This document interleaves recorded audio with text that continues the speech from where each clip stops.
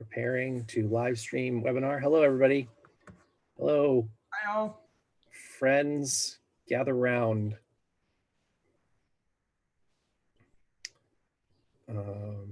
Oh, it's working. Preparing to live stream webinar. Hello, everybody. Hello. Friends, gather round. Two Luke's is too many. Sorry. Sorry about that. Didn't expect that. Huh. You can pause the chat now. Press the Alt key to pause the chat and then point to a message and delete it or block a user. Cool. All right, got it. YouTube, thanks. All right. Coolio, my favorite hip hop star ever. Gonna do some tweeting. Hello, while we all get settled.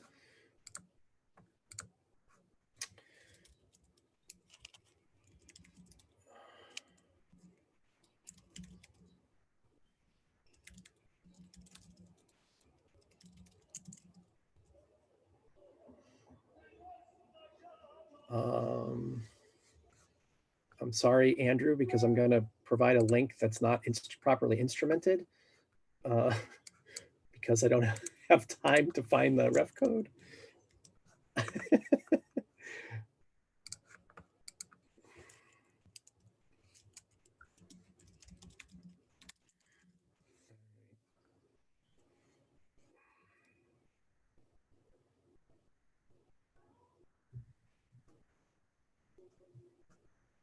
Okay.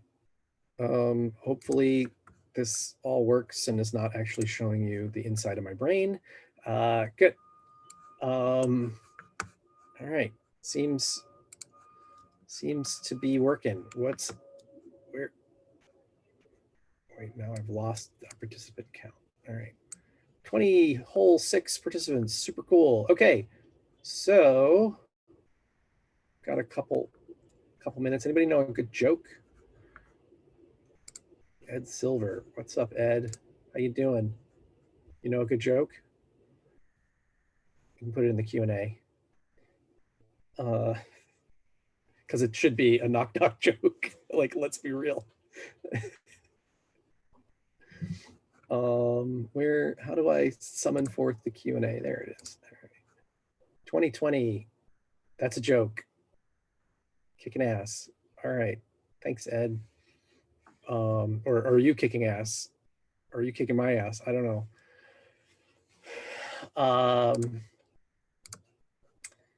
Yeah. All right. Oh, ass is being kicked. Yes, it is. All right, cool. Well, let's get started. It seems like settle down here a bit. The invites. So we had an agenda for today. We tried to be responsible and shit and not have pointless meetings. How you doing, Tor? You know, I'm getting by, sheltering in place. Got some sun yesterday, which was a welcome relief. I think I had a severe vitamin D deficiency. Oh, yeah, you felt better after a walk? Yeah. Getting out in the sunshine. And I've been going in the middle of the night. Oh yeah. When fewer creepers are about. Yeah, it's been very strange times. Not going out every day. All right. Well, our first question, Tor, is for you about the magic system, and that the magic review is one of our agenda items. So let's get crazy, and we'll start there. So Justin asks you, Tor, looking at what we've learned about the new spellcasting system, are there any consequences describing a spell as a scroll and then simply discarding the scroll? Consequences? No. I mean, other than you spent presumably a check scribing a scroll that you are then discarding. I mean, obviously someone could pick up that scroll and maybe do something with it. But yeah, really it's just a wasted resource. In the new magic system, in order to scribe a scroll, you have to have it memorized, right? So that means that and the spell goes out of your memory when you scribe. So spells are a much more limited resource for magicians than they were. And, so scribing a scroll is a choice. That means that you're not casting that spell in that adventure phase.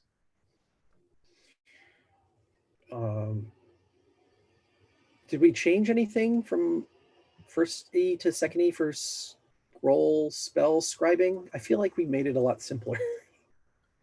Yeah, but I mean, the main thing was that in first edition, you didn't need to have the spell memorized in order to scribe it. You could scribe any known spell.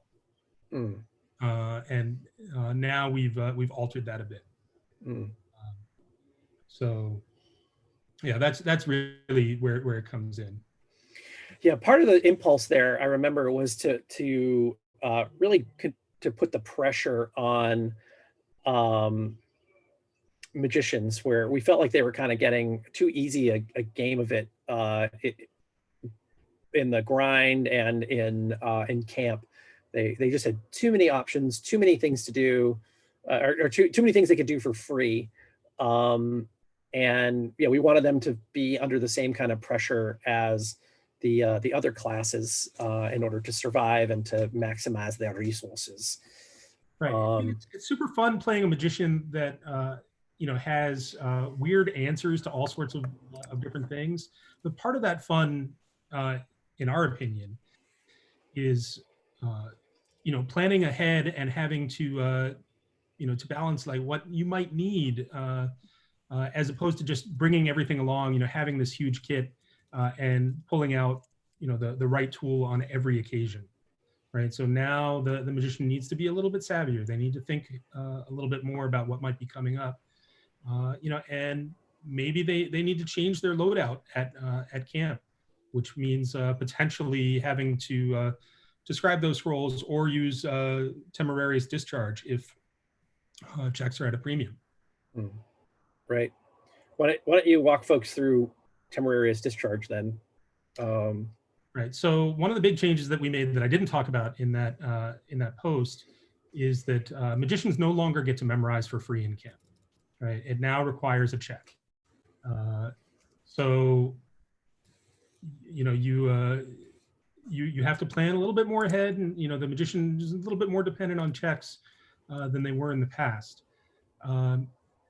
And that's really where temerarious discharge comes in. If you haven't cast your spells and you need to change your loadout, you need to free up room in your memory palace, right? The temerarious discharge is a way of doing that without spending a check. You can do it for free, but it's dangerous, right? You need to make a roll. I believe it's a will roll to discharge everything that you have memorized safely without burning a hole in space and time or injuring yourself or creating a fire that never stops burning. All sorts of magic twists that you can do on a failed temerarious discharge. But that basically frees up your memory and allows you to memorize anew. So that's the idea.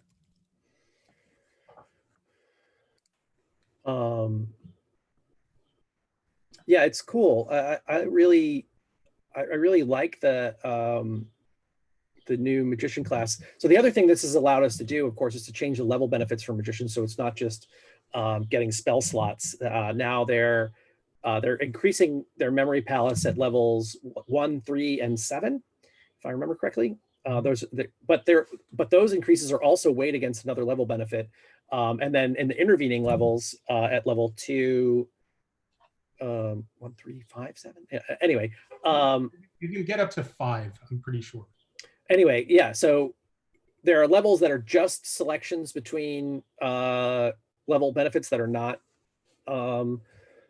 spellcasting, not memory palace related, and then the memory palace related level benefits are weighed against another very juicy level benefit.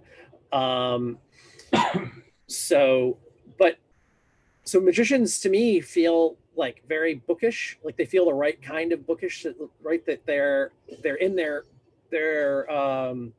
spell books we also kind of really simplified, like we didn't really change the rules, but we just simplified how we describe spell books and your library and things like that. But so they're kind of in their spell books, they're thinking about their libraries and adding to them, and they're thinking about making scrolls. And then, yeah, most of the time magicians just have kind of a nerdy answer for a problem, like using Arcanist or Lore Master or something along those lines, or maybe one of their traits. Every so often they have the absolute right solution to a problem with a spell. And then in between that, they have to get creative. And this is one of the things that where we felt like we had slipped, because one of the things that we love about the Urtext, right, about basic D&D, is how creative a magician has to be, like a Magic user player has to be with their very limited spell selection. And that the more creative you are with your hold portal spells or ventriloquism spells, the more like huge payoff you can get in the basic D&D stuff. And we just didn't find that was happening in the first edition. Eventually we felt like magicians just had enough solutions to kind of like, just get through, and then like, oh, well, just refresh my solutions in camp. And so now, when you're like, we feel like we get you back to a better position where you've got to get creative with lightness of being. Like you've got like like maybe the scenario where you need to go up that cliff didn't happen, and you're off somewhere else now. But this is the spell that you have, so you have to get creative with it. We feel like we really got back to the to where we wanted to be in terms of both design and the evocation and play. So Ivano asks, so also casting a spell takes a turn now, I suppose. I think the Arcanist skill check for free in the first edition, right? So you want to talk about that, Tor? Yeah, so yes and no. So we now have some spells that take a turn and some spells that are free. Free spells are like first edition, you can cast them without advancing the grind. Some spells take a little bit more time, they do advance the grind. And each spell states how much time it takes, whether it advances the grind or not in its description. So this allows us to get a little bit, insert a little bit more of the casting time feel, right, and adds another point of decision that magicians need to make when they explore their solutions. I should also point out, and Luke sort of alluded to this, that the level benefits that you can take that aren't new spell slots, that aren't additions to your memory palace, are often frequently spell-like effects, right? And you can play a magician that feels like a magician without ever increasing your memory palace. Right, at second edition, right, you have a choice between two very cool level benefits, gifted and needful things, right? So gifted allows you to make an Arcanist test in place of any one skill or ability once per session, right? And you have sort of raw magic that you can shape as you will. You can only use it once per session, but that's really potent. Or needful things, which allows you to make tools and supplies for tests, with a wave of your hand. Also pretty cool, really neat support ability that we've gotten a lot of mileage out of. So yeah, I don't know if that answers your question, but yeah. So some spells do advance the grind, some don't. All right, so Phil Robert asks, so check kind of questions. If you have a portion of your memory palace used up but not all of it, does the spend check allow you to simply fill back up, or do you need to discharge and rework your whole kit? That's a great question. You can fill it back up. You can fill up that one space. But remember that different circles of spells take different amounts of space, right? So if you want to, if you've cast a first circle spell and you want to memorize another first circle spell, no problem. But if what you need is a second or third circle spell, well, then you've got to juggle things a little bit. Right, cool. Nick Henry says, in first edition, a scroll has an optional resource test to buy as gear. How should a scribe scroll be assigned cash dice? Is that cool? Is this a problem for players to try to create an income stream from scribing scrolls, or is scribing so expensive that it's the equivalent of selling your good armor status for critters? If you, I'll take this one if you don't mind. It's a great question, and a lot of players want to sell their crappy junk. Would you buy a scroll from a dirty murder hobo that promised you that it was going to defeat your enemies? Well, then I've got a scroll to sell you. The value, I think the minimum value to get 1D of coin from an exchange in the market for a trade in the market is, I think, op 4, right? Gets you like a piece of gear that you trade in that's an op 4 resource test will get you one. So a first circle scroll then isn't isn't worth any trade-in value. Now, of course, if you go to someone and you say, hey, I have the solution to your problem, you need to get that cat out of your tree, here you go, here's a scroll, you'll fly up there, you'll get the cat, you'll bring it down. For the cat, I would do it. I would say, oh, fine. However, that's illegal. I would then be kicked out of the Magician and Alchemist Guild. I would not be allowed in any town with a Magician or Alchemist Guild. I wouldn't be allowed to set up a settlement or anything later. I would be forever a dirty murder hobo. Magicians are allowed to set up hedge wizard shops, and this is a new location that you'll see in the Lore Master's Manual. And from the hedge wizard shop, they can sell alchemy, but they're not allowed to sell spells. It's illegal. So you can do it, but there are consequences. All right. And then Robert Sherman asks, is there a plan to divorce potions from alchemy to free up magician checks or to develop another method of camp condition recovery? You want to take this one, Tor? I think we did modify this, right? Well, so alchemy for taking care of some of the minor conditions like afraid or angry, exhausted, that's still part of alchemy. We have created a new skill called Enchanter, which is going to be used for some of the more spell-like effects. So I don't know, anything to add to that, Luke? Yeah, an alchemist is useful in camp, but that's not the only way to get rid of your conditions. I mean, cooks, hobbits in general are very good at getting rid of conditions. Elves too, with the singing nature. There's lots of different ways to efficiently get rid of your conditions. So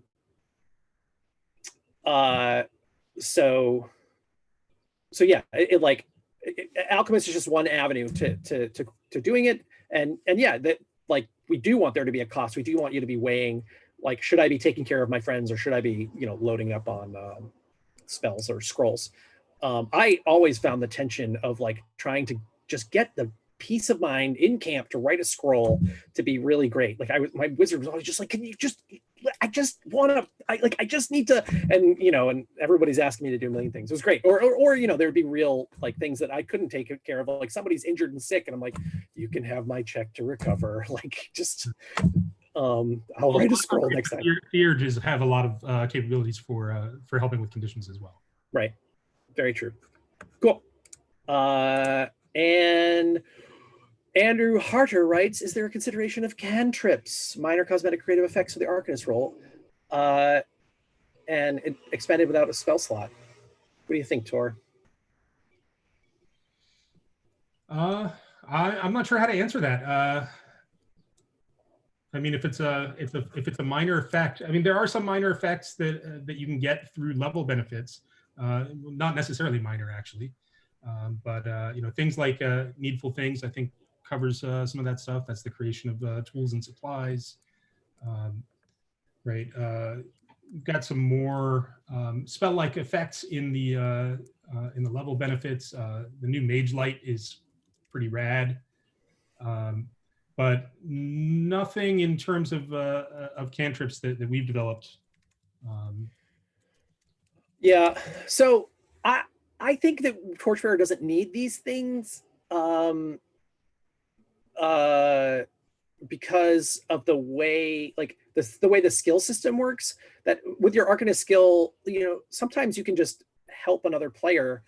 You bring in your wizard side trade and and your Arcanist skill, and you can create a good case for the GM to be able to help some test that maybe you wouldn't be able to normally. And so I feel like there's just so much flexibility in the core skill system that isn't just like pounding out spells with Arcanist. I mean, that's going to be, you know, the main work, but I just feel like it wouldn't, it's just not necessary. And also, we really have tried to focus the game into like these, you know, big, meaningful ticks on the clock, and trying to reduce the noise in the system, because we want to get that big clock ticking very regularly and get things moving. So I'm worried that something like these little freebies would start to like bring the noise back in. Agreed. That said, Andrew, if you after you get the game, if you feel that there's a big hole, if you're inspired, grab our Sagas license and write some of your own and put them out there. Yeah. Hello, Lily Grace. Lily asks, is the Alchemist shop one of several businesses that the PCs can open? Oh, hello, Lily. Allow me to go to my list of businesses that the PCs can open. He's extremely excited about the investments portion. Oh God, it's so wonderfully awful. You're all gonna hate me. I have indulged my worst fantasies, because I like to think about economies and money and where it comes from and how destructive it is. Where are these fucking rolls? Where did I put them? Ah, yes. So the Lore Master's Manual will have a section called Enterprise, and the introduction is, you've done it. You finally hit the big score and you're flush with coin. You gear up, drink up, and even toss a coin to the acolytes of the temple to keep you in their prayers. But you still have a lump of silver burning a hole in your purse. What do you do with that filthy lucre? Well, perhaps it's time to make an honest citizen of you at last. You can buy property, buy a guild membership, a holy office, a patent of nobility, or even a business. And it all goes great. It all goes so well and so smoothly. You retire and you're rich.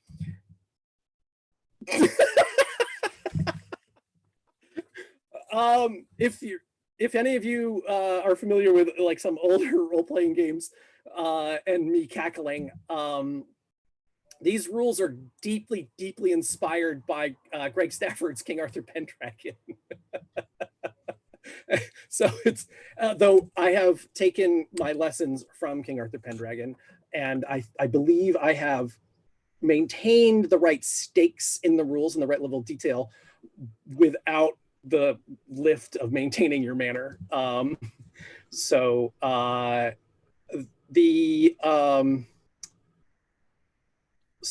Lily, yes, it can be done. It's going to require some work. Cool. Thanks. Great question. All right. Wait, now we're just like in Q&A here, but all right. Well, a question from Kirk, if you don't mind, we end up assigning conditions group wide with lots of helpers, but recovery is 1 check per person. Is there any way to clear conditions for more than 1 person at a time, particularly angry and afraid? Tor, take it away. Well, the first thing I would say is grab yourself a halfling or an elf. Yep. Right, they're the halflings merrymaking, the elves singing are great ways to get rid of those conditions. We talk about that a little bit in the 1E rules, but I think we blow it out a little bit more in 2E. So those are super helpful. There are some Theurge invocations that are good for that sort of thing. But also, maybe, Luke, you want to talk about some of those conditions are not exactly the same as they were before. True. I think, well, the major one we modified is exhausted. Right? So we took the -1 success penalty off of exhausted, and exhausted is now just it is more like angry and afraid. It's a hit to your disposition in any conflict. But it also prevents you from using your instinct for free. With the -1 success penalty, we found just too many edge cases where we're having to write around it and explain like how exhausted. Yeah. and it just was pissing me off, so I changed it. I probably changed it in the middle of the night one night without asking Tor or Toby. That's usually how it happens. Yeah. Anyway, so yes, there are, if you're creative, there are ways to get rid of conditions in one fell swoop. Though, yeah, it should be, obviously, if you're the game master there, their obstacle to recover angry for yourself would be 2, but the obstacle to get rid of angry for everybody should be higher than that. You have to apply an additional factor there, the evil GM factor. So it can be 3 for a couple people, or maybe it's like if you're doing, I don't know, a whole bunch of angry people or something, then it could be higher, but yeah, can be done. Yes, let them be apurists. Let that be our battle cry, Robert Sherman. Okay.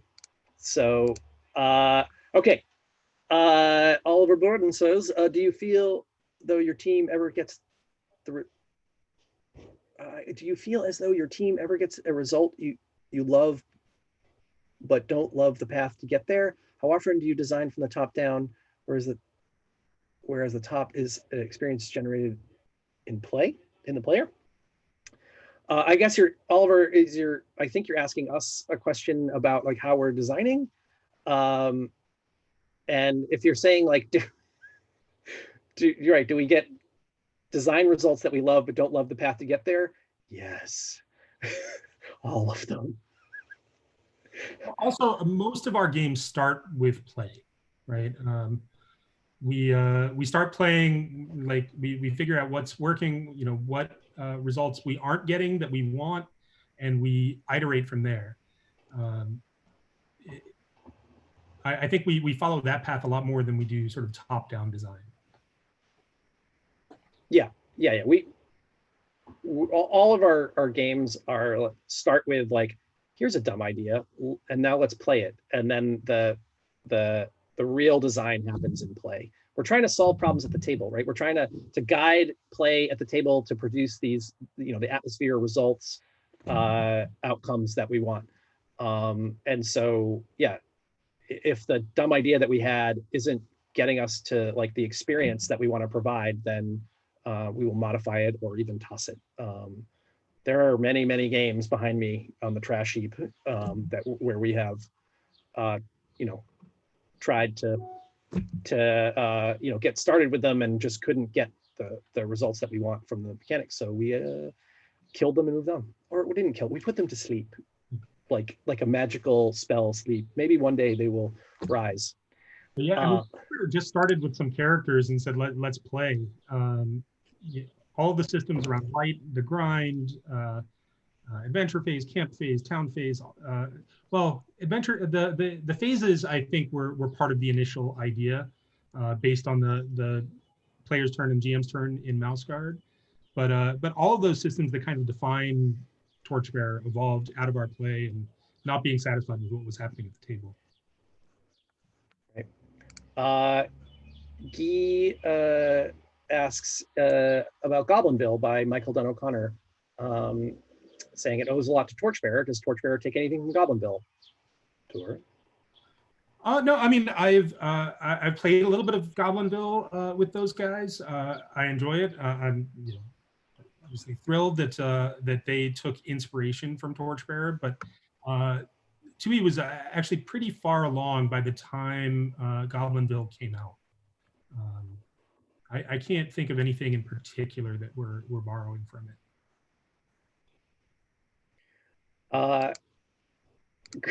Christopher Smith, what new mechanic or feature are you most proud of in the new edition? And well, Christopher, I'm going to go back to how excited I am that I can invest in another adventuring party, and then there's a random result. Mike's way early. Hello, Mike. You're a whole half an hour early. Anyway, look, Mike Selick, everybody. Anyway, yeah, I am really excited that you can invest in another adventuring party, and there's a whole table of results as to what horrible things happen to them on their adventure. But they might come back with something, and you might get paid off. Yeah, that's what I'm excited about, because I'm an idiot. What about you, I Tor? am actually super excited about the new invocation system that that Luke designed for theurges and shamans. It's pretty rad. I think you guys are going to be excited by it.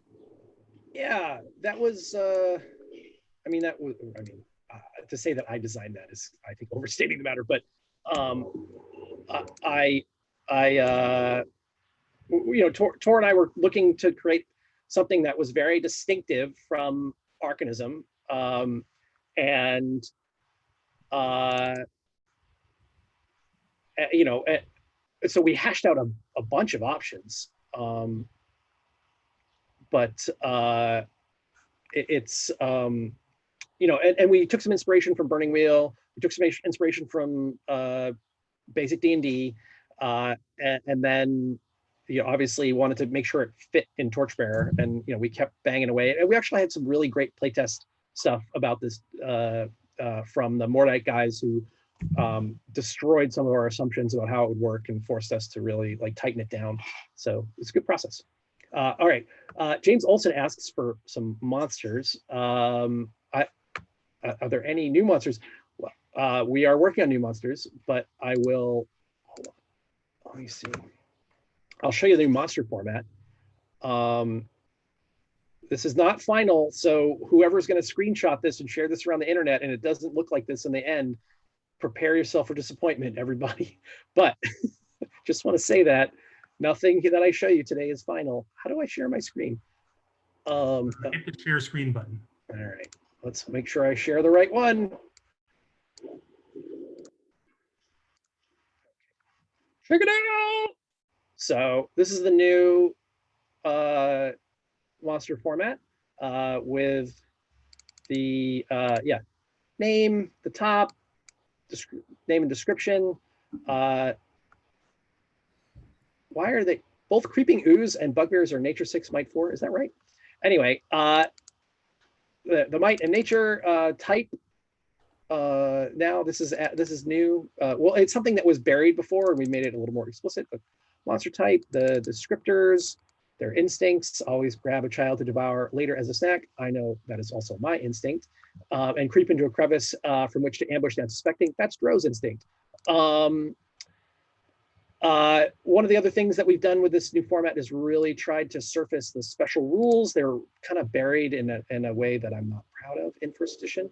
So trying to get that up there. And yeah, so trying to, like, I love special rules. I love exception-based stuff. Any of you who've played Burning Wheel know that. So just trying to get them easier to process. And then also just trying to get the GMs the information that they need. We've reduced the number of conflicts that a monster is spec'd for to 3 from 4. And so basically you have, you know, a conflict that you're very, very good at, a conflict that you're okay at, a conflict that you're not great at. And then for all other conflicts, you just roll, which is what the other conflicts thing is down here. Armor, and then weapons for the conflicts. Some monsters have goals right now. I'm not sure that's going to stick. So yeah, that's the new monster format. While I'm in here, wait, can I switch my screen share? Yeah. You might just have to stop sharing and then share again. Mm. Or maybe it's the view options. I don't know. Mm-hmm. Okay. Yeah. So yeah. So while I'm in here, let's look at some art. So this is from Stefan Pog, who's a longtime contributor to Burning Wheel.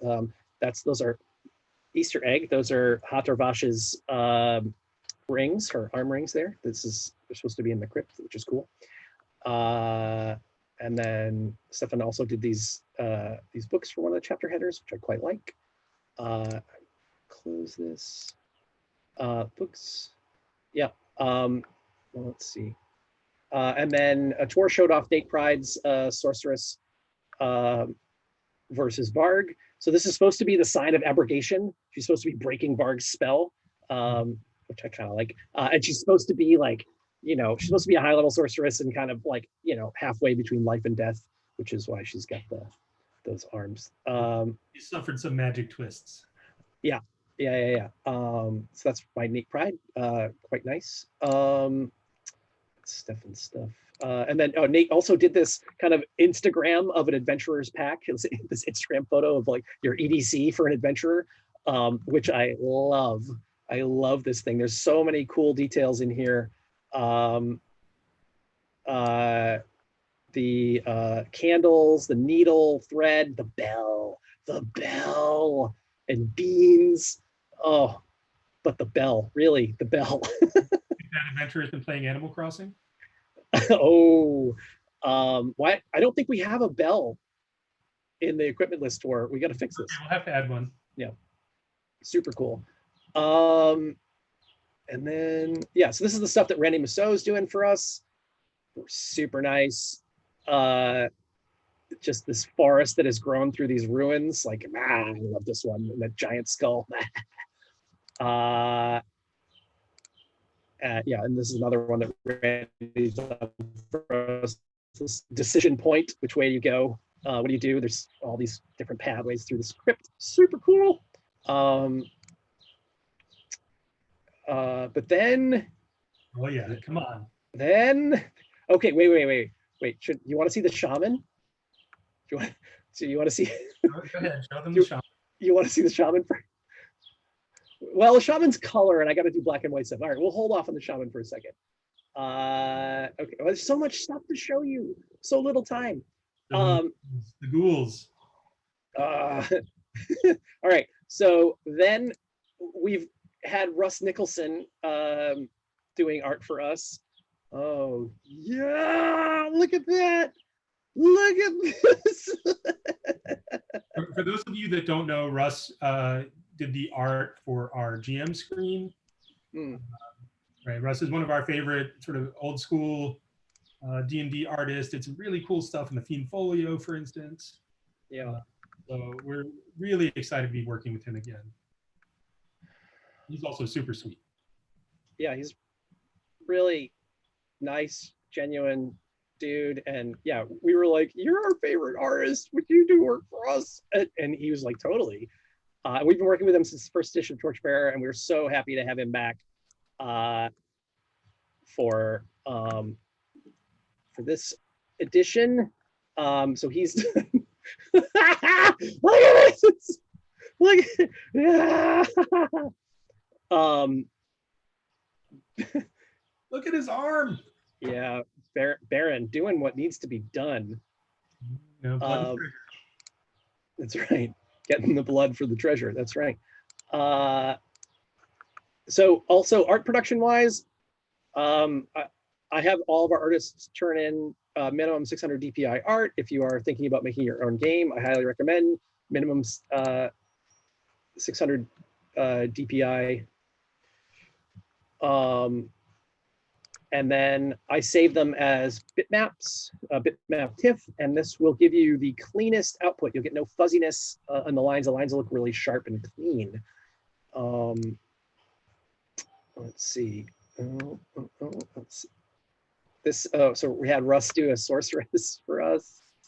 Yeah, and the Varg and Baron are sneaking in there. She's summoning these demons.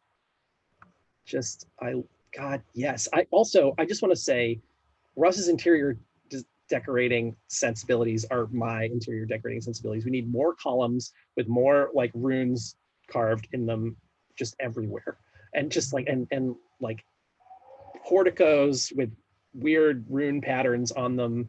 Just I need this in my life. Let's see. Oh, wait, what did I do? Didn't I do you? What did I? All right, don't see. And then yeah, this is just a nice exploration one. Well, Russ's Ulrich is really good. He really gets Ulrich, and I like. I think he even gets them better than Jordan, who designed Ulrich. Hi, Jordan.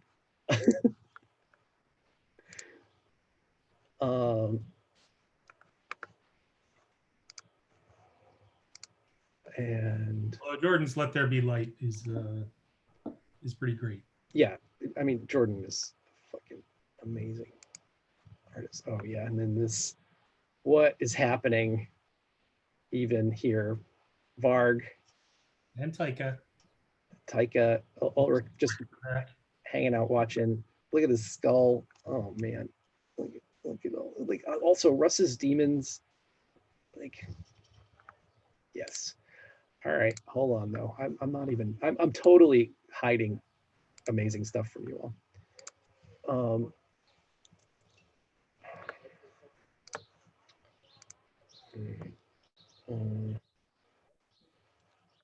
Okay. All right. So there's a. Wait, what is this one? I don't even know what that is. Oh, I know. Right.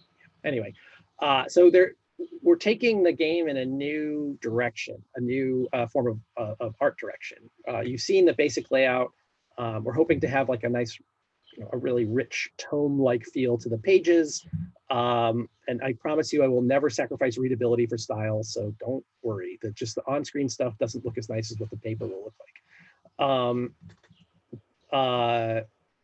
So, but I really wanted there to be more life in the pages. Like I love the other Torchbearer book that we did, but like sometimes those pages feel really like blocky to me, and they feel like they're not doing the game the service that we could. So I have commissioned some of our key artists to get in on this game with us, and so this is Jaina Pavlin.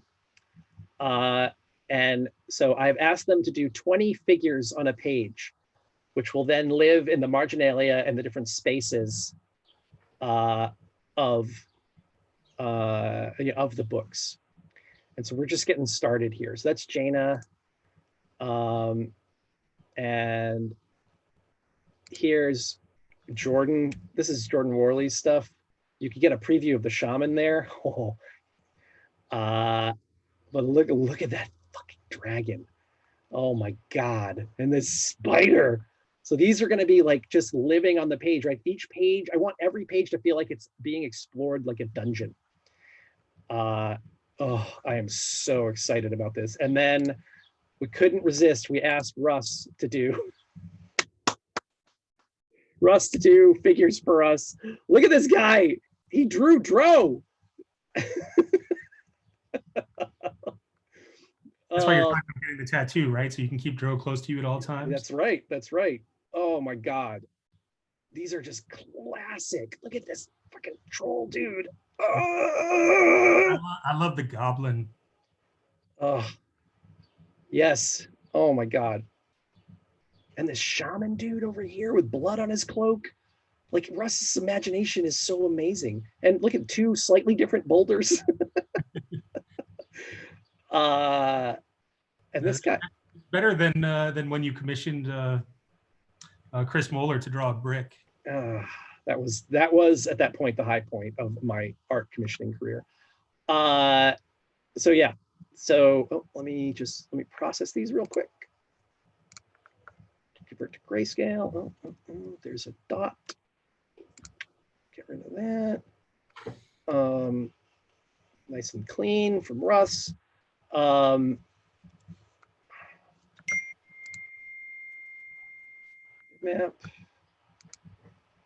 And save.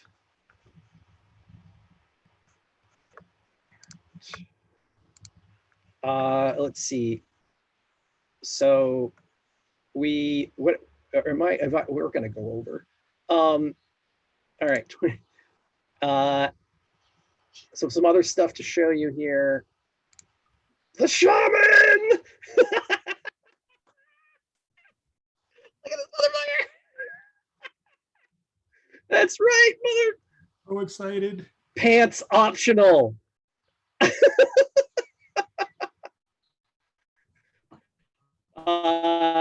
this is how we commission all of our iconics. We have Jordan Worley do a kind of a blowout for the iconics where he does them in in a couple poses or a couple looks so that we can see all of their gear, all of their like accoutrement, and we give them a color scheme. And then when we have somebody like Russ do art for us, we hand them those iconic pictures and the iconic layouts like this, and we say, okay, so rather than having to give them art direction for characters every time, we just say, follow this art direction for these iconics. And so that's how we get the kind of consistent art direction across all the pieces. So Jordan has done the Thief, and the 6 original classes, and now the Shaman. Yep, yeah. Very, very excited. Very, very excited. This is the Shaman. And then I just also wanted to show you, this is from a new artist we've been working with, Greg Ship, who did art for us in Bridge of the Damned, which we just wrapped up. And so this is going to be our new Prepare Thyself map in the books. This is going to be our kind of starting regional map for Torchbearer. So you can see House of the Three Squires, Skogamy, Dread Crypt, Thelon's Rift, which is another thing that Tor may or may not be working on as a reference to some old Burning Wheel stuff. Busy Crossroads there at Astolf. Yeah. The Bridge of the Damned also in the little inset. Oh yeah, Jotnar's Brew down here, Bridge of the Dam down there. So off map, but able to be accessed via the post road. And also, Hoytvon is the secret vault of the Queen of Thieves. Oh, right. I forgot we changed that name. Oh, look at that, and look at me deleting extra dots. And this also needs to be processed.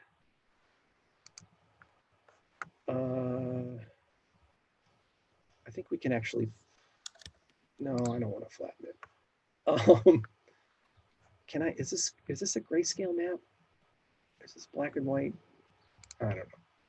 I'm going to leave it as grayscale for now. All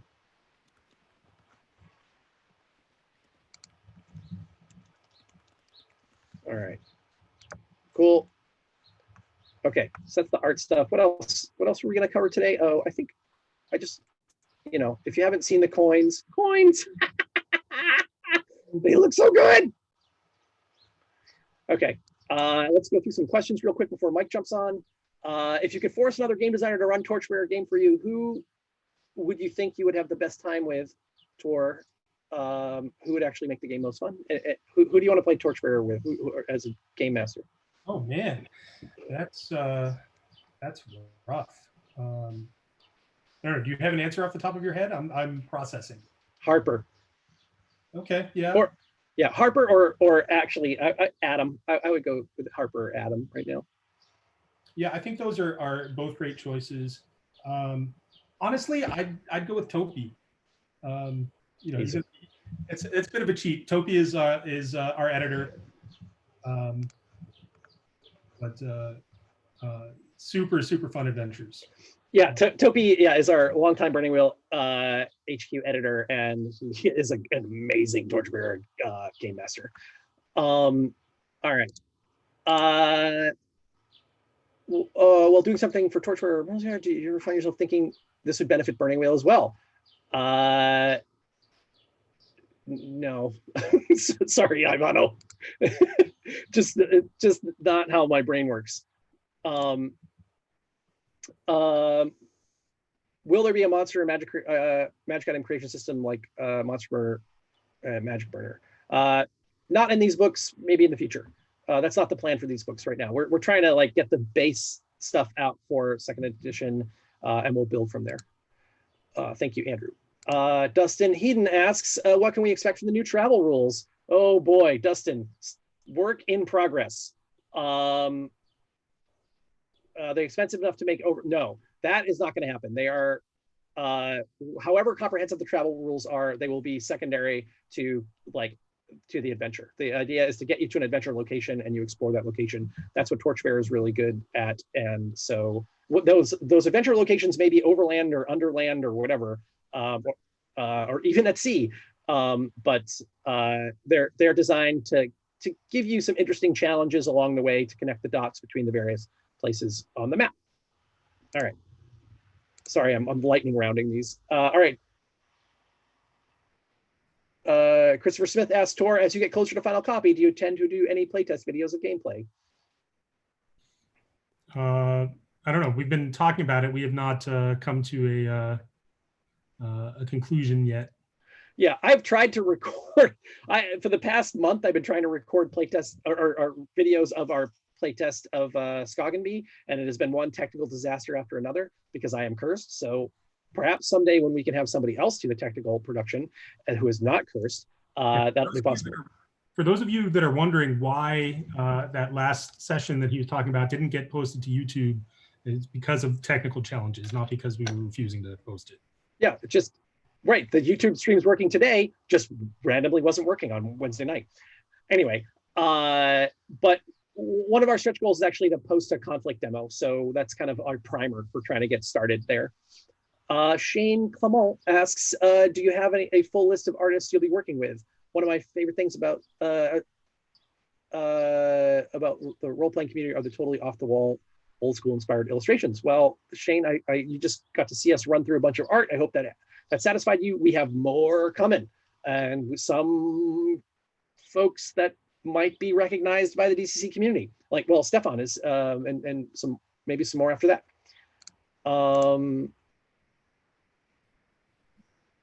Cool. Connor Bell says, I just want to say the Bridge of the Damned map is sick, and he's pumped that Greg is doing art for the second edition book. Yeah, Greg's maps have been fantastic. Yep. Yeah, agreed. Also super great to work with. Yeah, real great find. Feel very lucky. Justin Vondershoff asks, how have weapons been rebalanced in 2E? Do you want to tell him the tale of the bow, Tor? So Topi, whom I mentioned previously, was one of our very earliest playtesters, both for 1E and 2E, honestly. And with the very early well, the thing that got us started on working on 2E was a few years ago. Topi had been back in Finland for a while, and he'd run Torchbearer for his friends there through level 10. And he came back and he gave us some comment, and he said, you know, really, I think you just need to fix the bow.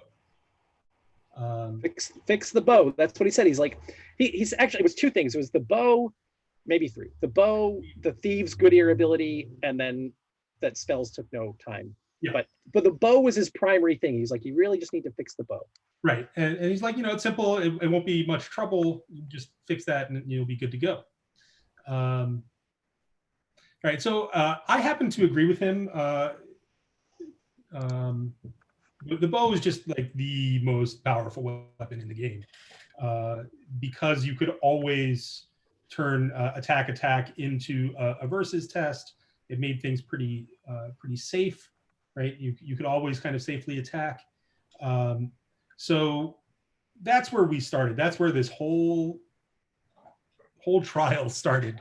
Was trying to fix that, which we did.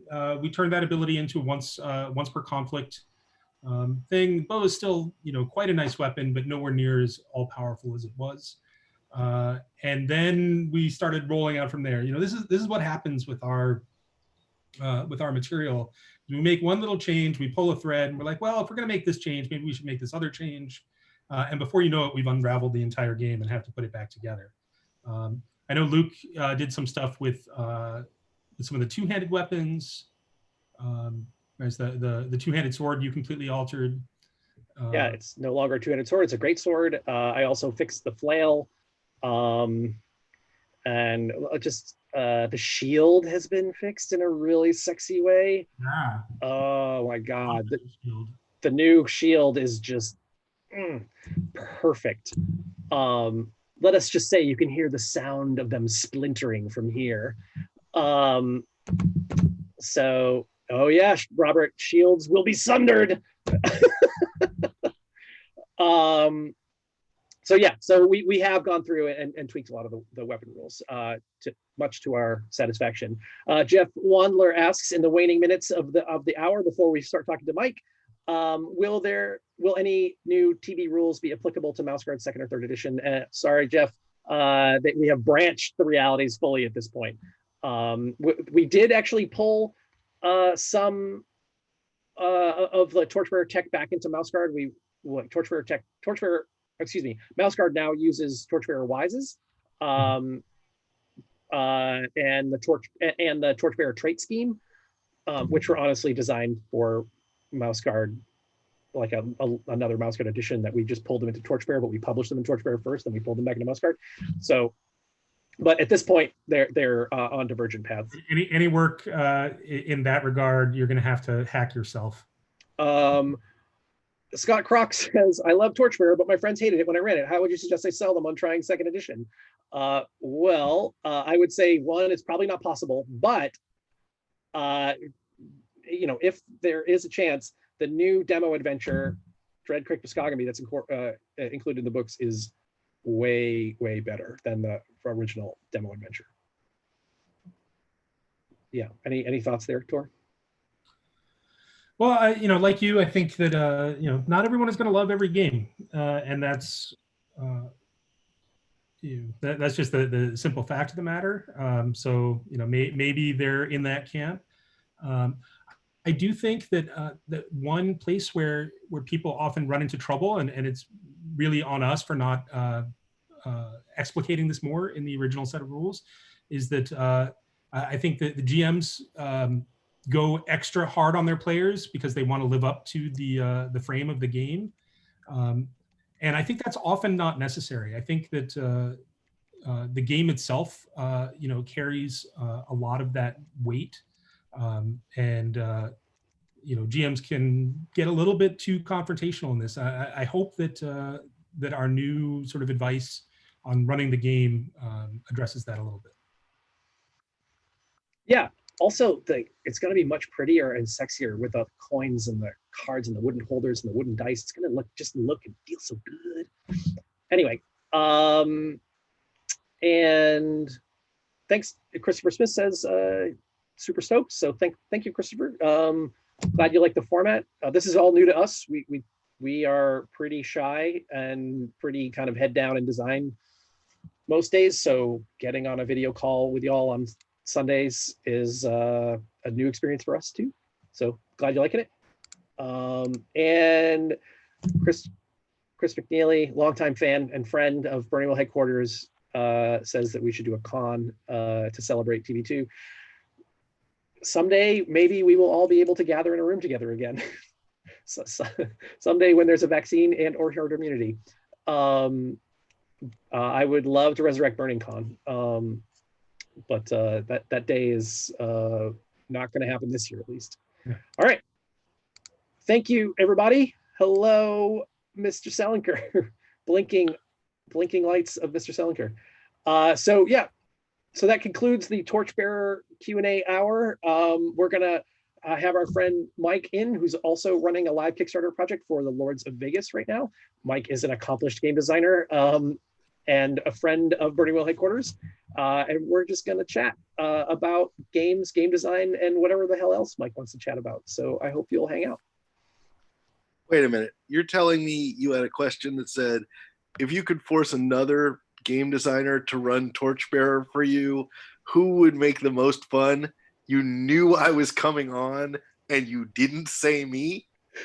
Well, they said fun. Oh, gee, that's it. That's it. Was that histrionic enough for you? That was good. Okay, good. If they had said who would make Torchbearer most like a hellish house of murder gambling. Yeah, that's fun. That's what you want. Wait, okay. So the game master most likely to introduce a traitor mechanic mid-session. Let me be clear about what Torchbearer is, because just for your audience here, right? I mean, so you guys know that I think Mouse Guard is the best RPG of the last 20 years. New RPG of the last 20 years. I think it's fantastic, right? And this game, Torchbearer, right? You're not, but the difference here is that you're not like tiny guards mice facing every like horrid carnivore that's trying to kill and eat you. You're much more helpless than that. You're much worse off, much more less powerful by comparison to what you were facing. You know that Mouse Guard was our take on Call of Cthulhu, right? Yeah. So how did you end up designing a game that makes you lose sanity faster? Because well, we felt like we went a little soft in the end. Yeah, you did. That's what I'm trying to say. Is you went a little soft. No, I like Torchbearer, and I'm excited to be on here. This is great. Yeah. How is life in the Seattle area? It's good. I mean, we have this thing here called the Seattle Freeze, which is like, we're nice people, but we're kind of antisocial, right? Like we don't go out, we don't hang out with people much because we have these great mountains and trees and lakes and stuff, and so we just go there and do those kind of things rather than talk to people. So we were kind of the best city to get this first because we were already ignoring each other.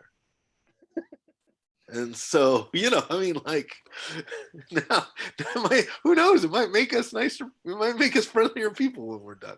Well, how do you get your coffee if you can't stand in line at a not Starbucks? So we have this small. It's a local business. Probably haven't heard of it. It's called Amazon, and they just fly drones in of coffee.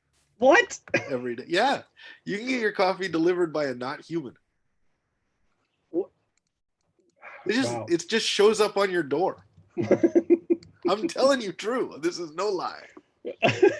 All right. Well, Seattle's definitely ahead of the curve then. Indeed. Luke, I like how your hat like disappears when you move around in your chair, and it looks like you've been like sort of decapitated. Yeah. Like literally decapitated. Yeah, I can't make it do it now. Yeah. Well, that's just actually showing you what happens when the illusion's turned off. That like you can, you've never seen me like, when I wake up at Gen Con, but I have to like. You have a top of your head with put my skull cap back on and have to screw it in place. Yeah. This makes more sense now. Yeah, it makes more sense. That's why I wear the hats.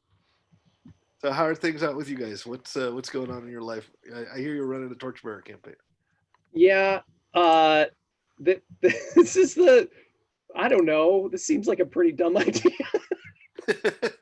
Look, people need, in this time of great social upheaval, they need to know that there are bigger forces in the world out there, right? Something to believe in. And if you can't believe in the crushing despair of Torchbearer, I don't know what you can. I mean, I don't know how you could get through the day. Yeah. I guess so. Maybe Torchbearer really just kind of puts it all into perspective for people. Yeah, like I mean, nobody's running you through with a halberd. Like times are tough out there, but no actual slug monsters eating people. Right? Yeah. Like I'll take that. That's a win. That's a win. It is true. It is true. This is our biggest Kickstarter campaign ever. Yeah, you guys are doing great. Yeah, we're doing okay. Well, you guys launched like 4 hours before we did, right? So you just had to jump out there, get the extra juice going before we jumped out there. But we have like basically about the same number of backers, right? And which shows that people out there who watch Tabletop Deathmatch, there were exactly 2,300 of them. I hope there were that many. Yeah, and no, I mean, it's great. Like, I mean, it's a good time to be in. I don't know if it's a good time, but it's nice to get love for the indie companies out there, right? And meanwhile, I mean, we're not. we're doing great. You guys are doing great. I think your campaign seems very positive. People seem very excited about it. Yeah. But see, you've been here before. We've done. Have I? We're more than twice as big as our last, Oh, I like see. our biggest campaign. So we are terrified. No, I mean look, it's just more copies, man. That's all it is. Like it's no more work. Just more copies. A lot more components. Well, you do have this tendency to. I mean, I don't want to just characterize you by the simplest possible thing, but you do have a tendency to go metal. Like the two of you just like together are like, we need to make a decision that I think fans will be happy with. What about metal? Like, right? I mean, like, that's usually your move. And so that is going to make it a little more complicated. Just a little more complicated. Yeah. We tend to say like, what would make people happy? I know the thing that would make me really happy. Yeah, right, exactly. That is, carry on. Yeah, in many ways, that is the secret to a good Kickstarter, right? Is that that you're making something that you want to make, and you want in your house. Yeah. Right? Like you're not making something that you're like, oh God, well, this is what I'm making to pay the bills. I sure hope people like it. They're not. Sorry, not going to like it. Yeah. And so you're like, well, I want some of this bling. I want things to clatter when they hit the table. Yeah, very true. Yeah. Oh.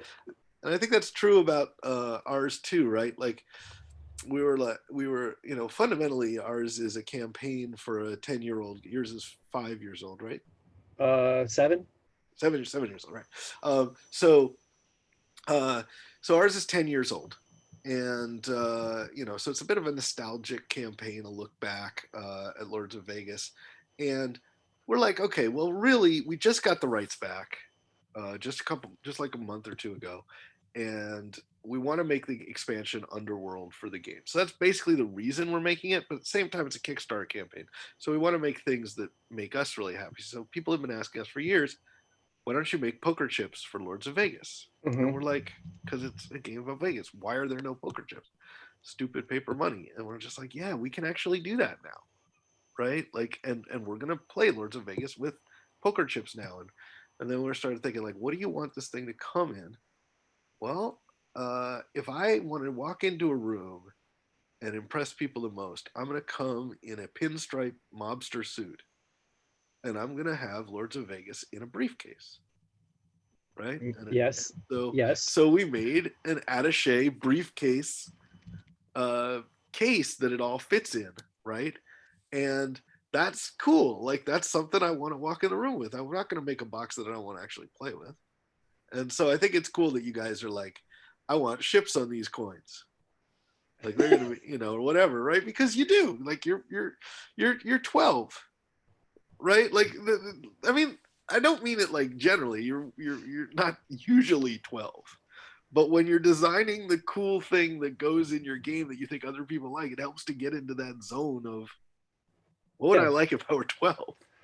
Well, in a similar way, like we thought about this in terms of like what do we want the experience at the table to be? What do we want the feel to be when you're like, when you're sitting down and you're picking things up, and you're like, and right now it's kind of a mess. Like there's cards everywhere and character sheets buried under them and some dice and maybe you've got some plastic or some glass beads rather, from another game to use as like hit point counters. And, it's always like really rankled me. And so, I want that briefcase feel, right? I want you to like sit down with the, like this, satchel of Torchbearer and like, and lay it out and have it look, different, have it look like your table has been transformed to play this RPG. Exactly. You want it to feel like you just put the thing you are in down on the table, right? Yeah. And that's why we did, for example, a really big playmat for Lords of Vegas, because Las Vegas is big and you get to see the whole city. You get to see downtown now and all that. So, I should probably say, in case anybody watching this, what Lords of Vegas is. Go for it. Sort of jumped right into it. Lords of Vegas is a city building board game where you get to build Las Vegas, which is a city in Nevada, and you get lots. Well, there's one in New Mexico. It's really important to have the distinction, right? And so you bulldoze everything that was there, all these like motels and you know bars and police stations. You just bulldoze all that, and you put in these giant edifices, testaments to your own ego, right, all over the board, and try to screw people out of other people's casinos and take over their casinos. And there's gambling in the game. If you don't have enough money, you could, what the hell, just go gamble it in somebody else's casino. Hey, look, it's some sort of Kickstarter page. So you can see some of the components here. It's been one of our best received games. You'll see like the Shut Up and Sit Down guys and Tabletop and Dice Tower and other folks in there with their videos of it. That right there is the cover. If you just hold on that for a second, that right there is the cover of the new expansion by Fassner and Larson, who are just fantastic comic and pinup artists. Yeah, that's what we're doing. It should be, it's a nostalgic campaign, and in some ways it's kind of hitting because it's nostalgic for last year in some sense, right? I mean, like all the videos we shot take place in Vegas because we went there before the shutdown, lockdown, and it just looks like a place you want to go. So yeah, that's what Lords of Vegas is. So I have a just game design question.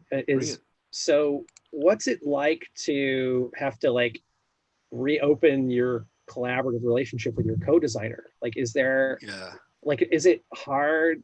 Like, was it hard to get like synced up with James again? That's a good question. I mean, like, it's not like James and I don't talk to each other all the time. We talk to each other like, weekly, easily. But it's different when, I mean, Lone Shark has sort of gone its own way, and we do the Pathfinder adventure card game, we did Betrayal stuff, we do Betrayal at House on the Hill, we did all the things that we normally do in a day, right? James isn't a part of all those things.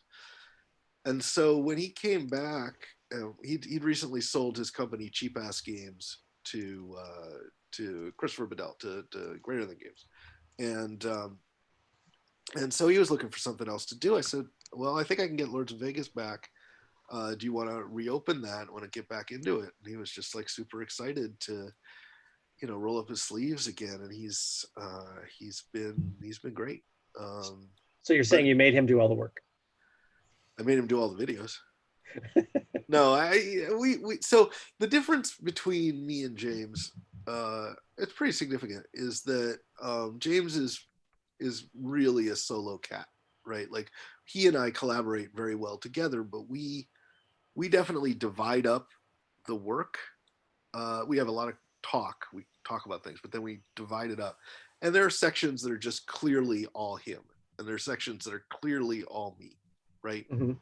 In various games. So, like the sanity mechanic in Unspeakable Words, James probably wouldn't have thought of that, right? And the let's put 72 dice in the game for Lords of Vegas, I probably wouldn't have thought of that. James was like, because you can dream that. It was like, what if they were all, and I'm like, wow, you could do that. And so I mean, we have a really good development team at Lone Shark of, Chad Brown, Scott Woody's, Liz Spade, all these people. And so they got to be involved in Lords of Vegas for the first time. It's a game they really loved.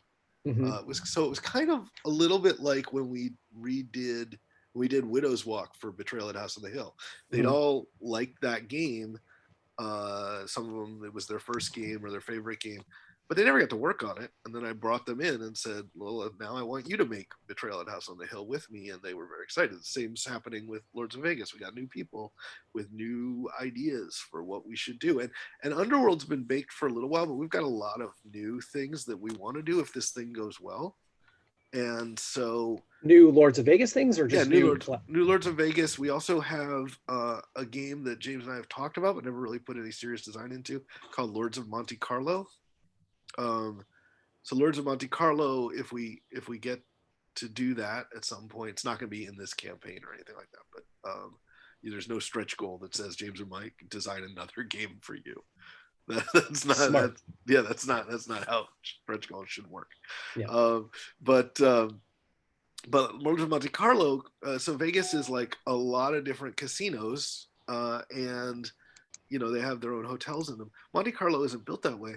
Monte Carlo is a whole bunch of hotels around a state-owned casino, like in a circle, like a wheel, hub and spoke arrangement. And we think that could be really cool. Like right now, we've got the Strip running down the middle of Lords of Vegas. But what if it was we all have to go to the same place and make, deal with the fact that the casino maybe already is there, right?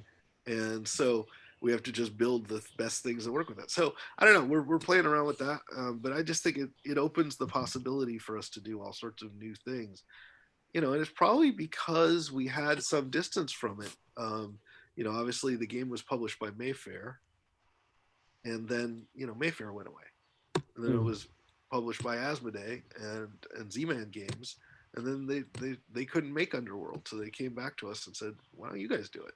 And so we've got a lot of pent up energy on this game, and I bet you did too, in some sense, right? Because you're like, people have been playing Torchbearer a certain way for 7 years, right? But it's been in development longer. I've heard you were talking about it when I met you, right? Probably. Yeah. And so there's no, like, after 10 years, you want to change it. Yeah. Like you want to mix it up, and other people get really attached to what you've already done. Yeah. And so it's a risk, but yeah, we're in that mindset of, man, if we thought of Lords of Vegas today, what would we do with it? And so, do you feel constrained at all? Like, do you feel like a little bit? I wasn't that designer that I was 10 years ago. I don't feel constrained by that. I do feel constrained that everything we make now really should work with the stuff that we already made. And so, big changes that make you throw away parts of the game, I don't know if I want to do that. Right. Whereas on some games, I reboot games all the time. So I was one of the, for folks who don't know, I was one of the people who relaunched Dungeons and Dragons 3rd edition. I was a creative director for that. I redid Axis and Allies. I started the new Risk movement, or helped with the new Risk movement. So I'm used to rebooting games, and people really don't like those reboots until they get them, and they have to be way better. And it's really, I don't mean to say this in a cocky way, but there's not a lot of improvements we can imagine in the rules to Lords of Vegas. Like, it doesn't suck. Like, it's pretty good. And so if we're not going to make big rules changes, then it's hard to imagine like really opening up the patient. Sure. So whereas I think on an RPG, every time I've rebooted an RPG, I've always wanted to reopen the patient, because I was always upset with it, right? I was always like, or even with Betrayal, when we went back to Widow's Walk, I was like, 10 years ago, there are a number of rooms, and I'm going to assume people know what Betrayal at House on the Hill is. I apologize if you don't. But there are a number of rooms where you go there once a game, you can get a benefit, get a bonus to your might or your sanity, and no way to track that.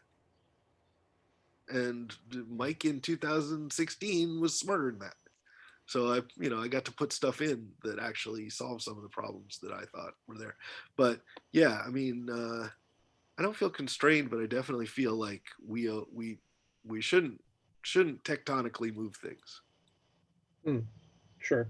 Whereas I think with a new edition like Torchbearer, I think you can and should tectonically move things.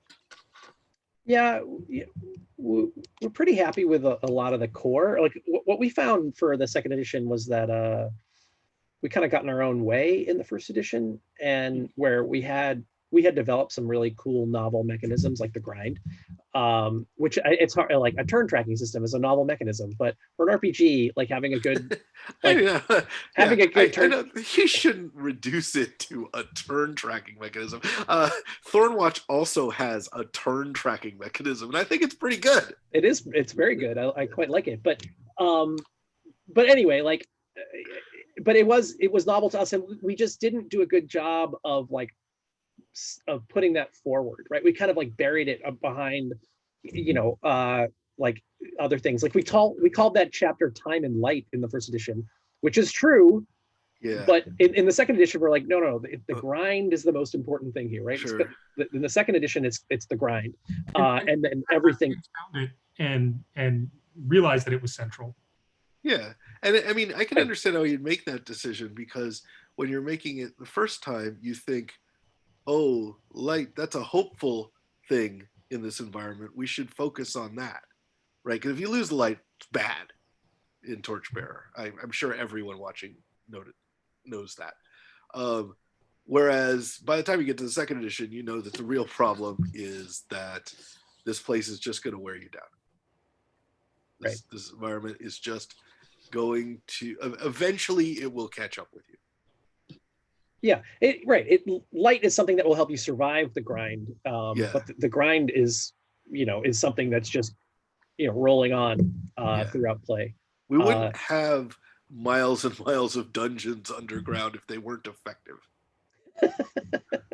Right? No, this isn't baby's first dungeon. This isn't an experiment that three mad wizards got together and said, this might work. This has been going on for like thousands of years. We know what we're doing. It's designed to kill you. Yeah, it's funny. That's actually one of the design conceits that Tor and I would really like constantly like going back to our original concept and making sure that it's solid and hashing it out. And like, we just want to like, the dungeon is the goofiest like premise, but at the same time, it is so evocative that like it. So it's just there's a tension built into it, and so we try to like to acknowledge but mitigate the goofy, but not let it become just so atmospheric and evocative that it just becomes a kind of a Disneyland ride. Yeah, I mean, I think your art is great for that, right? Like everyone in the art takes what's going on very seriously. There is no goofiness from their perspective. But we all saw that art in 1981. And so there's a little bit of goofiness from our perspective that I think naturally works in that environment, right? I mean, like I haven't played. I have played Torchbearer. I haven't played any OSR games, right? Like I haven't played. I mean, aside from D&D. No, I mean I haven't played them now. Got it. Right? Like I haven't played. Obviously, I've played all the editions of Dungeons and Dragons, but I don't think D&D 5th edition is really all that close to D&D 1st edition. No, like very I feel like that's like saying, just take the NFL players we have now and just give them leather helmets and it'll be fine. Right? Like I think they'd object to that strenuously, right? And so whereas I think there's a sense in Torchbearer that you're not doing an OSR. You're just sort of capturing the feel with something a little more modern in its sensibility and in its design. Like if you took, it's hard for me to really analyze how close Torchbearer is to Mouse Guard. I'm sorry, Torchbearer 2nd edition is to Mouse Guard, right? I can only look at how much first edition was to Mouse Guard, right? But you can see that the design of Mouse Guard is totally new. I mean, obviously everybody cribs things from other places, but it was built in this millennium, right? There's no question. Like you could not have built that game in 1981. There's no chance. You didn't have the tools. You didn't have the vocabulary. You didn't have players willing to trust you with things that you make them trust. You would, I'm sorry, John Peterson. Do you hear this? Do you hear what Mike Salinger saying? go on, Mike, please. That was hysterical. John is secretly recording this conversation, just so you know. He better add it as some footnotes. John, I mean, everything we say is on record for John Peterson. But no, I mean, you couldn't do it. Like, you couldn't do it. You couldn't have a system where you have a couple of different kinds of points you get, and one of them you get for supporting your beliefs, and another you get for betraying your beliefs. Like, none of that would work in the early 80s. Like, we would just go, where's my this is not compute, who are you people? And so, but we're post sorcerer, right? Like, we're post apocalypse world, we're post, these are different times, and yet you're taking that to Torchbearer, at least in first edition. You took that Torchbearer and said, yeah, but we don't want to play that. We want to play this. We just want it to feel like that. Yeah. Right. And so I think that hits me right where I want to be hit. Like, we can't use that kind of branding or marketing because those goddamn Dungeon World boys stole that. That's their angle for Dungeon World. Well, I mean, old school modern rules or whatever. Yeah, they had a little bit of lead time on you, though. It's not true. We were developing Torchbearer while they were writing Dungeon World. Oh, is that true? They published before we did. Dungeon World feels much older than Torchbearer. We were simultaneous development, but they published a year before we did. I don't mean anything negative about Dungeon World, but it definitely feels like it was developed last decade. Like the first decade. Shots fired, Adam and Steve. No, I mean, I don't mean it negatively. I just mean that when I played it, it felt like it was, but it was last decade, right? It wasn't. It was 2012. I mean, it depends on how you count decades. No, I guess it was. God, it feels like it. It just feels older. I don't know. You're a man out of time, Mike. I guess. Well, are we all these days? Yeah. It's Smarch, right? We're finally in Smarch. Smarch. We knew it would eventually get here. We finally got it. That's Smarch with 2 A's. Robert Sherman would just like to tell you that Widow's Walk was a fantastic improvement to Betrayal. Oh, thank you, Robert. Was that in the Q&A? That's in the Q&A, yeah. That's not a Q.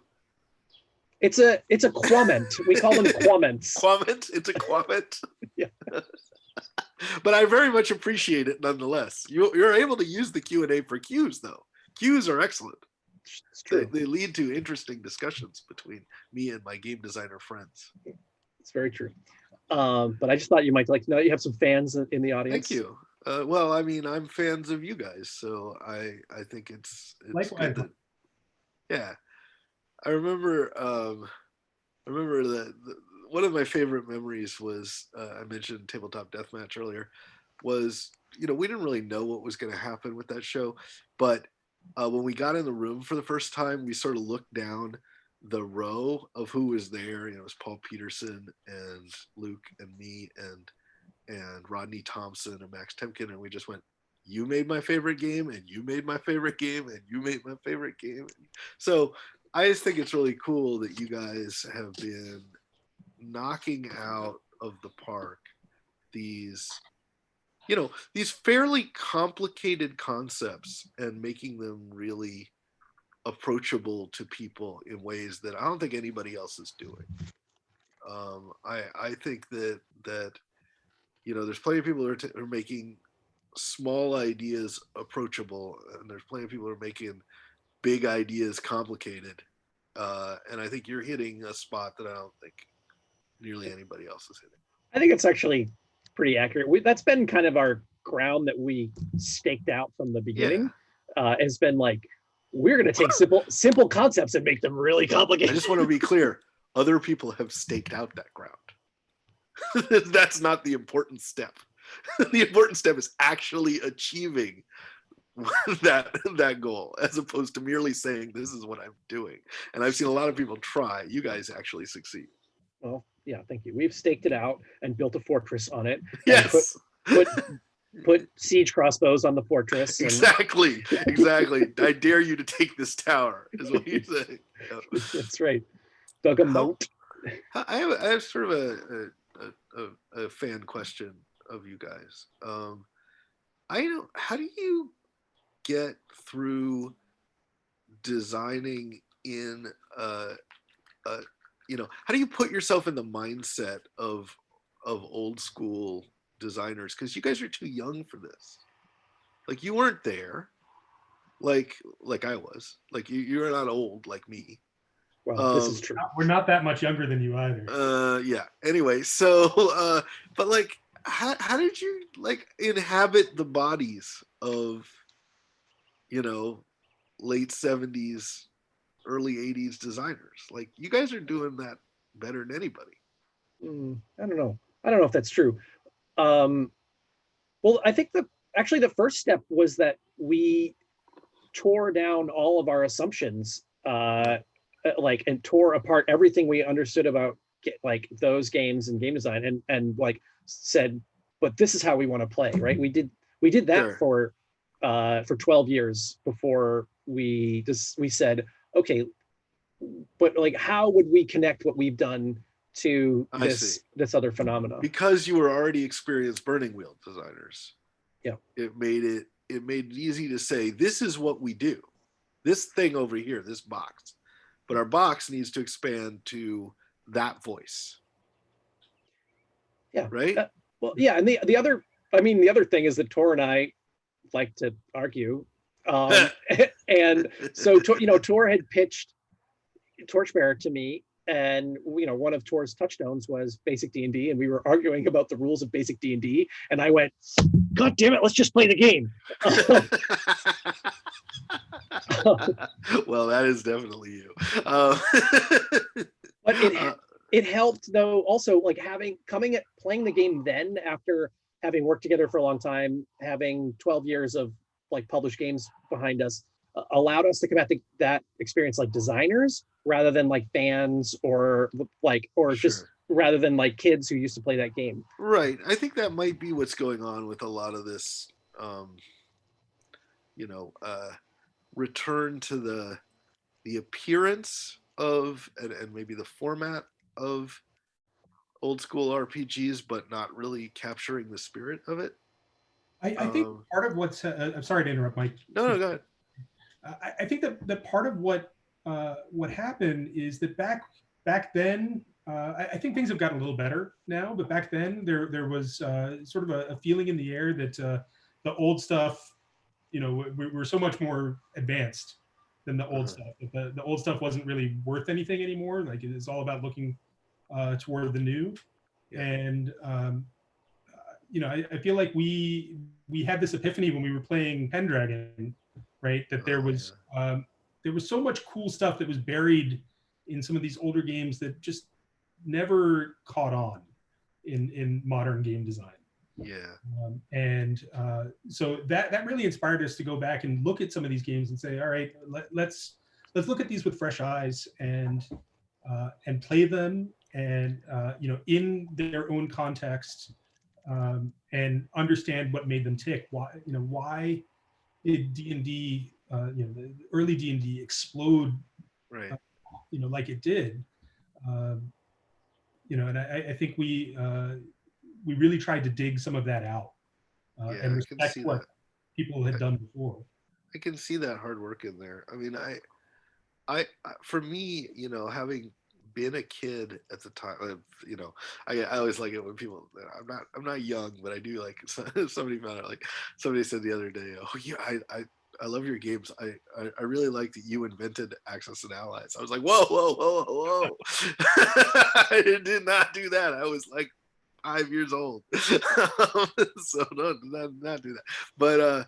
But I was definitely a kid when this stuff was rolling out, and no perception of what it would look like in the future. I started playing when I was, 1980, I guess. And it was kind of a thing to be swept up in, that there was this cool little game and we were playing it, and all of a sudden it's real popular. Right? And everybody's playing it. And And you know, it just felt like we were doing something that nobody else had done. Now it feels very difficult to recapture that with any sort of game, any sort of tabletop game, right? Like we can look at Frosthaven, which just closed as the biggest Kickstarter game of all time, right? Uh, tabletop or tabletop and video, maybe both, right? All games. All It's games, yeah, it's the most funded game all time, and it is the #3 funded project all time on the platform. right. And Frosthaven, Gloomhaven, great game.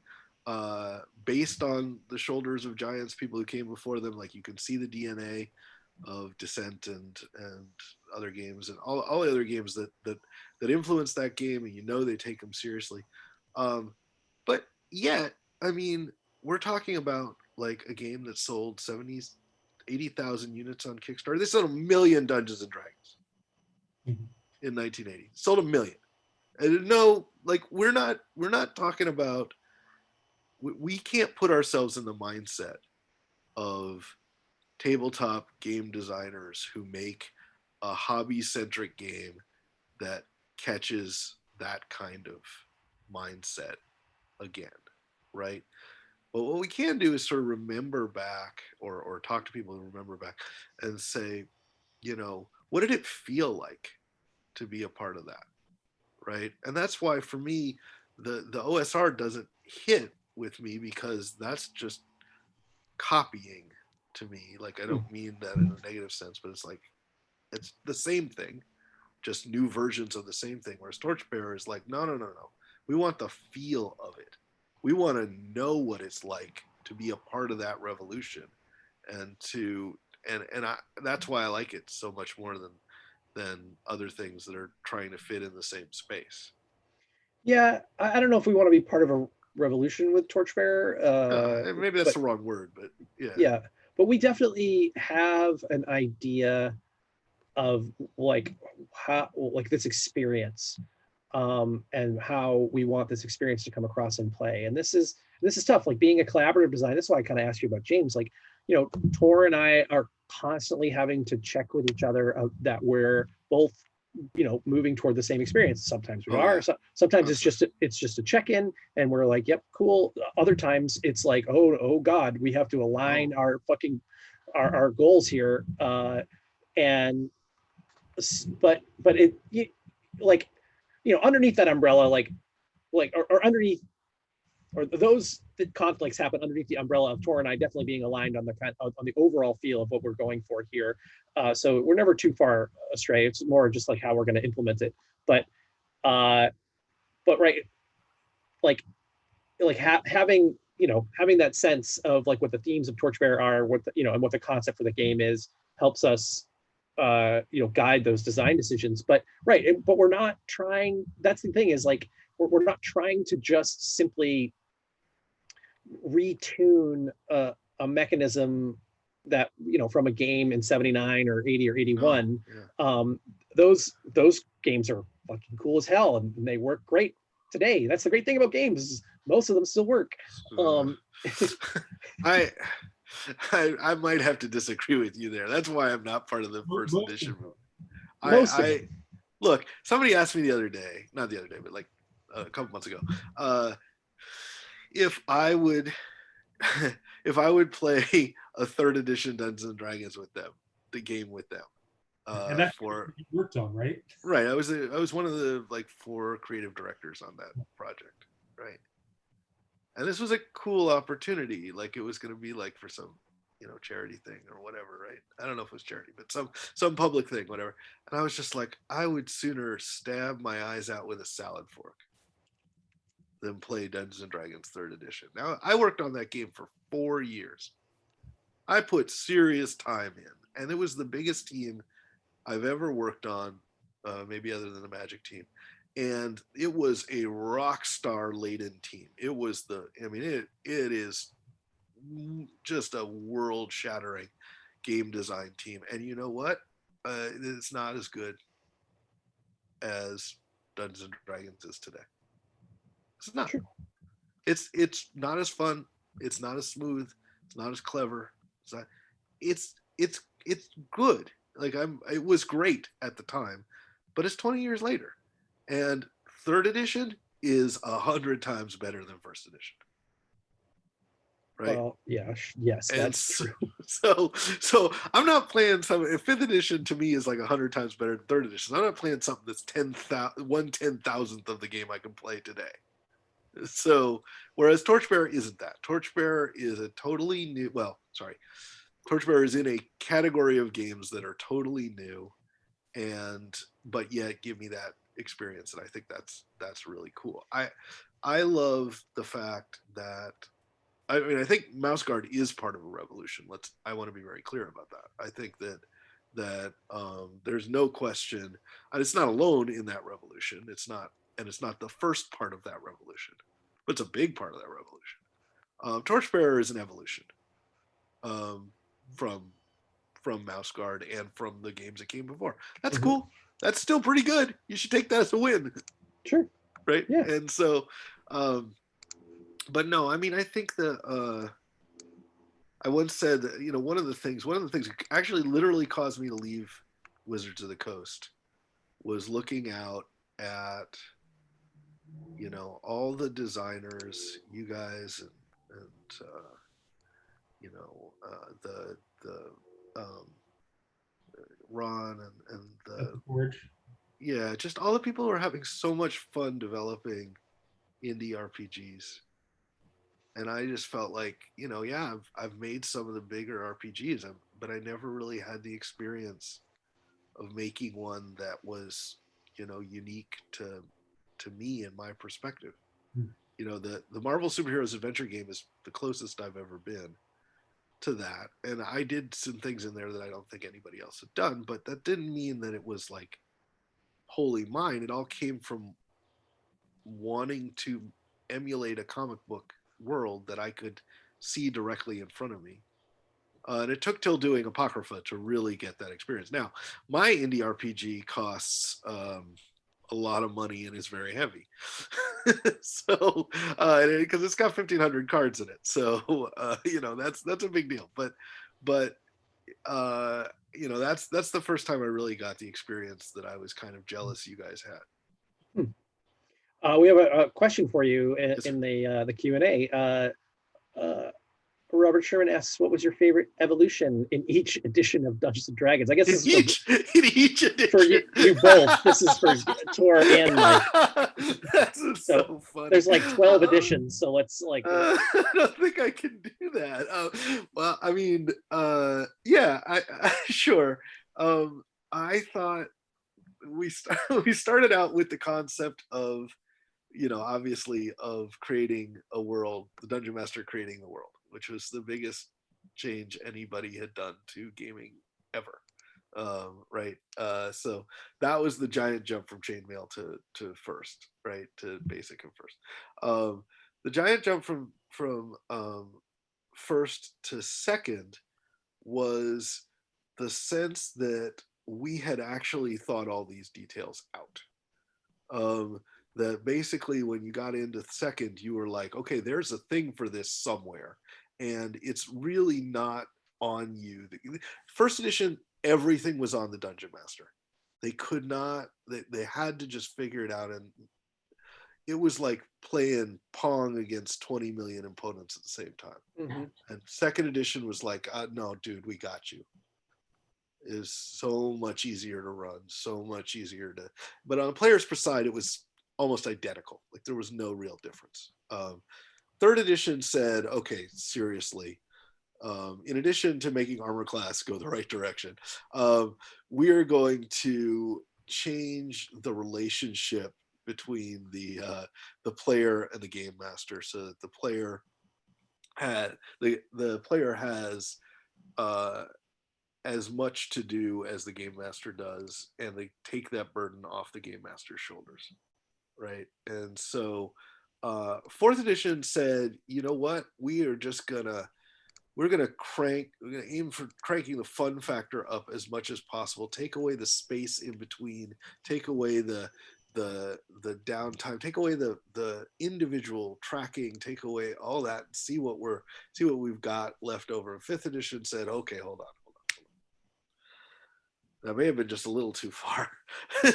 um, we want the game master to not feel like they are throwing things out for people to address. They need to also find a way to be more than a system administrator and as much a storyteller as they may have been in previous editions. And so, I mean, it's a big evolutionary chain. They all were great. And if they ever do a 6th edition, I'm sure it'll be great too. Or what do you think? Well, I would just add that so as a big 4E partisan, one I'm of a the things, 4E partisan. yeah, one of the things that I really loved about it was I felt like they actually reach back to some of the OD&D sort of chainmail roots, right? Yeah. And looked at it as a squad-based tactical game. Right. And I love those elements. It was a lot of fun as the GM to run because all your monsters did super cool things, and you could get really good at it as a player. Really learn your character and all their different abilities and that sort of thing. So I love that edition. Well, it certainly had a huge impact on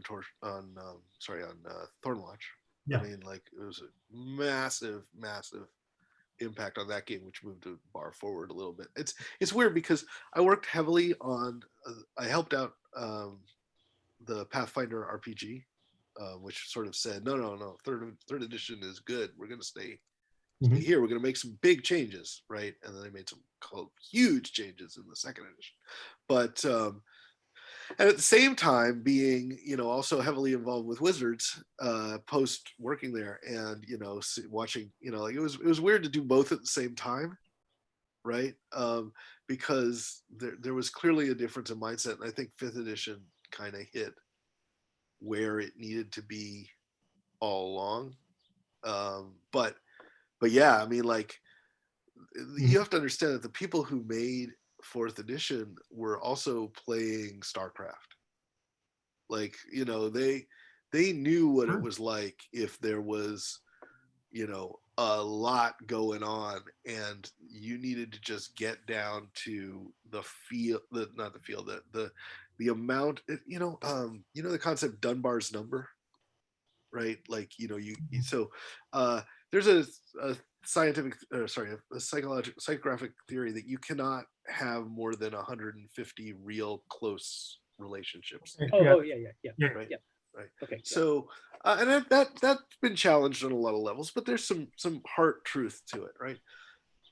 4th edition said, we're going to expand Dunbar's number for you. We're going to make sure that you can do all the crazy stuff you want to do with all the tools that you have, but we are going to simplify those tools so that you can do it. We're going to make you comfortable with that. And so you got into tactical battles against 50 kobolds at once, right? You're just like, we could never have done this in 3rd edition. We could never have given you a fight against 100 opponents. I think that whole thing, the keep on the Shadowfell, right? And that encounter, was it Iron Tooth? Iron Tooth, yeah. The kobold, right? And that hailed back to some of those early modules. Like, it was a shared experience that everyone could relate to. Yeah. Right. Like, everyone had done Keep on the Borderlands, or had done, or knew about, the expedition to the Barrier Peaks, or that sort of thing. And it created that sort of same feel where there was, the entire community could talk about having gone through this experience together. Oh yeah, definitely. And we talked a little bit earlier about the concept of the dungeon and how it's central to things and stuff like that. One of the reasons the dungeon is the way it is in Dungeons and Dragons is because you can only put 12 miniatures down on the table at the same time, right? Like, you could only administer so much. So rooms that were 20 by 20 that contained 4 orcs were easier to deal with than a battlefield that contained 10,000 Napoleonic figures, right? Yeah, I will go a step further and say, actually, the physical limitation is an interesting note, but it's also that it is conceptually something that you can describe to a group of 3 to 6 people sitting around a table, giving them right, a constrained set of parameters that they can interact with in a fruitful way. Whereas, right, describing a battle to them and having them interact with that in a in a fruitful way is much harder. Much harder. You guys ever play the original Tomb of Horrors? Well, as a I kid, mean, yeah. Yeah. Do you remember the booklet? Do you remember the art book? Yeah. Right? Right? It's 32 pages, I think, of just images of what you see. It's right over there. Like, how powerful was that? Like, you could get yourself in, like, oh my God, that's an elephant juggernaut and it's coming toward us, right? Like, it was about getting the game down to a level that you could process.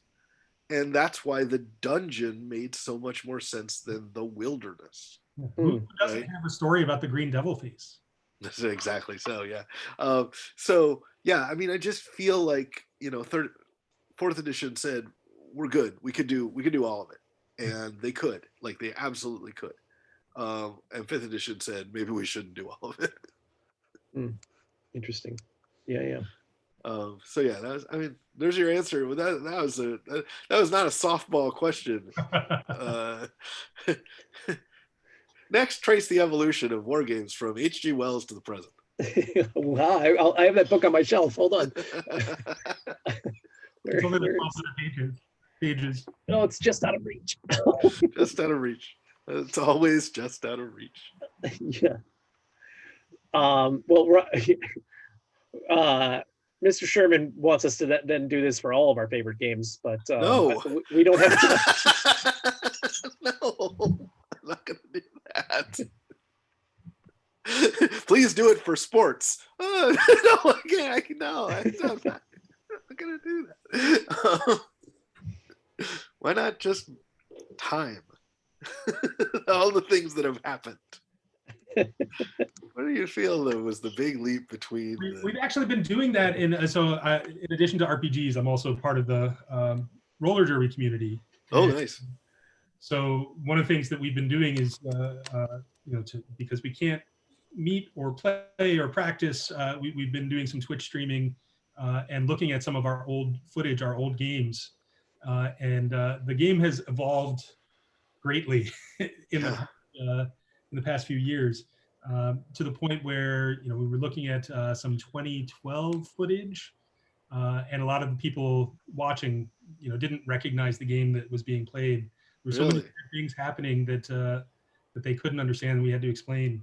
It's really fascinating. Are you playing? Oh, so you were playing RB, and now you are playing ARB, Advanced Roller Derby. Yeah. Yes. Yeah. ARD. Yeah. Yeah, it's nuts. Everything has changed. That's amazing. That's amazing. I love it. I, for one, am really glad they moved the point after attempt back, so that it's not in roller derby, but obviously we should have a point after attempt in roller derby too, where someone has to you could just leap through the crossbars. Well, if they put like a basketball hoop in the middle of the track, right? Like if you jam past the opponent, got your points, and then could turn around, grab a ball, and dunk it. Improved. Game improved. Or like if there was like a pool of alligators in the middle that you had to jump over. Oh yeah. Dunk. You do like going back to the old school games. Yeah, that's right. Yeah, I like going back to pelota. Where we sacrifice people. All right. Vegan alligators. Vegan alligators. I love that concept. Cool, Mike. This was great. I'm glad I came on. It was fun, and I'm glad we got to hang out. Tori, you and I have never done a thing like this before. We have not. Thank you so much. Yeah. You and I, Luke, you and I do this all the time, so I'm very happy we got to do this. Yeah, I'm glad we have a little social distancing, Mike. Because that's probably right. Too much. That's probably right. Cool. Thank you everybody for tuning in with us. It's been great to have you. It was a fun way to spend a Sunday afternoon over here in New York. Yeah. Mike, good luck with Lords of Vegas. Well, good luck with Torchbearer, and I feel like we're past the point of needing it. Like we're both happy with the results. Like if the campaigns ended today, if the campaign ended today, I would be thrilled. Same. Right. Same. Yeah. Yeah. So everything after this point is just making people happier, and we're really glad that we have all the fans and that you guys have all the fans, and now we're just going to make something awesome for both of them. Yeah. That's true. Speaking of which, I have to go update our level benefits, our achievements graphic, because I didn't get another one. That's the thing I've tried strenuously not to do, is make really complicated graphics for rewards and things like that, because I know what that leads to. Like I can see that one. I can see that train coming. I'm trying to experiment here. You know, I'm trying to experiment, but not get us in too much trouble. So yeah, you know, the reason that Frosthaven can update their graphics every day is because they know they're going to make $12 million. Oh, I know they had a team. I know that team. So you'll have to be that, is what I'm trying to say. I'm working on it. Yeah. You think. All right. My man, this is great. Tor, it was fantastic to hang out with you. Thanks to the fans for watching. The extra hour. Yeah, it's good. Good. Yep. Good. All right. Cool. We will talk soon. See you on the internets. All right. Stay safe, everyone. Bye, all. Bye.